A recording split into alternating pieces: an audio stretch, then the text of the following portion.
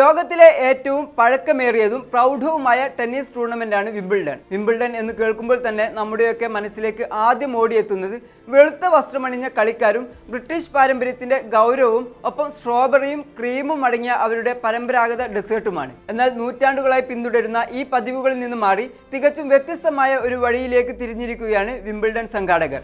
ഇന്ത്യയെ മുന്നിൽ കണ്ടാണ് വിംബിൾഡൺ ഇത്തരമൊരു നീക്കത്തിലേക്ക് കടന്നിരിക്കുന്നത്. എന്തുകൊണ്ടാണ് വിംബിൾഡൺ ഇങ്ങനെയൊരു മാറ്റത്തിന് മുതിരുന്നത്? എന്താണ് ആ പുതിയ നീക്കങ്ങൾ? വിശദമായി നോക്കാം. സ്വാഗതം ഇൻഡെപ്തിലേക്ക്.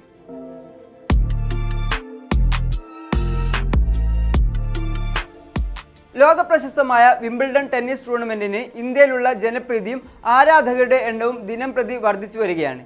ഈ പശ്ചാത്തലത്തിൽ ഇന്ത്യൻ കായിക പ്രേമികളെ ടെന്നീസിലേക്ക് കൂടുതൽ ആകർഷിക്കുന്നതിനായി വേറിട്ട പ്രചാരണ തന്ത്രങ്ങളാണ് സംഘാടകർ ഇപ്പോൾ ഒരുക്കിയിരിക്കുന്നത്. ഡൽഹിയിലെ പ്രശസ്തമായ കുടമൽ കുൽഫിയുമായി കൈകോർത്ത് വിംബിൾഡണിന്റെ വിഖ്യാതമായ സ്ട്രോബെറി ആൻഡ് ക്രീം ഫ്ലേവറിലുള്ള കുൽഫി പുറത്തിറക്കിയതും ഓട്ടോറിക്ഷകൾ കേന്ദ്രീകരിച്ചുള്ള പ്രചാരണങ്ങളുമെല്ലാം ഇതിന് ഉദാഹരണമാണ്. ചുരുക്കത്തിൽ ബ്രിട്ടീഷ് പാരമ്പര്യമുള്ള വിംബിൾഡണിനെ ഇന്ത്യൻ സംസ്കാരവുമായി കൂട്ടിയിണക്കാനാണ് അവർ ശ്രമിക്കുന്നത്. ക്രിക്കറ്റിന് വൻ സ്വാധീനമുള്ള ഇന്ത്യയിൽ ടെന്നീസിലേക്ക് പുതിയൊരു തലമുറയെയും കാണികളെയും ആകർഷിക്കുക എന്ന ലക്ഷ്യത്തോടെയാണ് വിംബിൾഡൺ തങ്ങളുടെ ചരിത്രത്തിലാദ്യമായി ഇത്തരമൊരു വൻ ബ്രാൻഡിംഗ് സ്ട്രാറ്റജി നടപ്പിലാക്കുന്നത്. ഇതിനായി അവർ സ്വീകരിച്ചിരിക്കുന്ന മാർഗങ്ങൾ എന്തെല്ലാമാണെന്ന് വിശദമായി തന്നെ പരിശോധിക്കാം.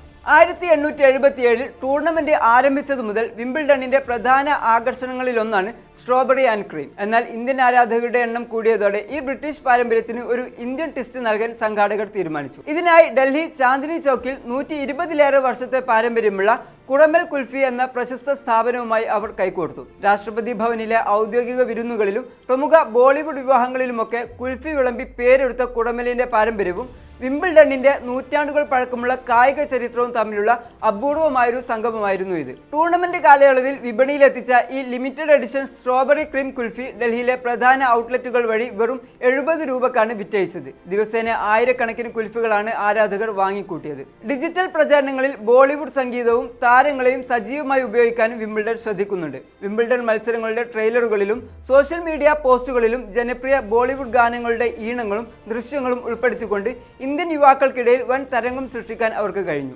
ഇതിനു പുറമെ തങ്ങളുടെ ഉൽപാദന മേഖലയിലെ ഇന്ത്യൻ സാന്നിധ്യവും അവർ എടുത്തു പറയുന്നുണ്ട്. വിംബിൾഡണിൽ കളിക്കാരും കാണികളും ഉപയോഗിക്കുന്ന പ്രശസ്തമായ പച്ചയും പർപ്പിളും നിറങ്ങളിലുള്ള ഔദ്യോഗിക ടവലുകൾ നിർമ്മിക്കുന്നത് ഇന്ത്യയിലെ പ്രമുഖ ടെക്സ്റ്റൈൽ കമ്പനിയായ വെൽസ്പൺ ആണ് എന്ന വസ്തുതയും പുതിയ ക്യാമ്പയിനിന്റെ ഭാഗമായി അവർ വലിയ രീതിയിൽ ഹൈലൈറ്റ് ചെയ്യുന്നു. കേവലം ബ്രിട്ടീഷ് പാരമ്പര്യത്തിന്റെ ഗൗരവം മാത്രം നിലനിർത്തിയാൽ ഇന്ത്യയെ പോലെയുള്ള ഒരു വലിയ വിപണിയിൽ വളരാൻ സാധിക്കില്ല എന്ന് വിംബിൾഡൺ സംഘാടകർ തിരിച്ചറിഞ്ഞു കഴിഞ്ഞു. ക്രിക്കറ്റ് പ്രേമികളായ ഇന്ത്യൻ യുവാക്കളെയും ജെൻസി തലമുറയെയും ആകർഷിക്കാൻ സ്പോർട്സിനൊപ്പം ഭക്ഷണത്തെയും സംഗീതത്തെയും പോപ്പ് കൾച്ചറിനെയും സമർത്ഥമായി കൂട്ടിയിണക്കുകയാണ് അവർ. തങ്ങളുടെ യഥാർത്ഥ സ്വത്വം നഷ്ടപ്പെടാതെ തന്നെ ഒരു പ്രാദേശിക സംസ്കാരവുമായി എങ്ങനെ ലയിച്ചു ചേരാം എന്നതിൻ്റെ മികച്ചൊരു ഉദാഹരണമാണ് വിംബിൾഡണിന്റെ ഈ പുതിയ നീക്കമെന്നാണ് റിപ്പോർട്ടുകൾ.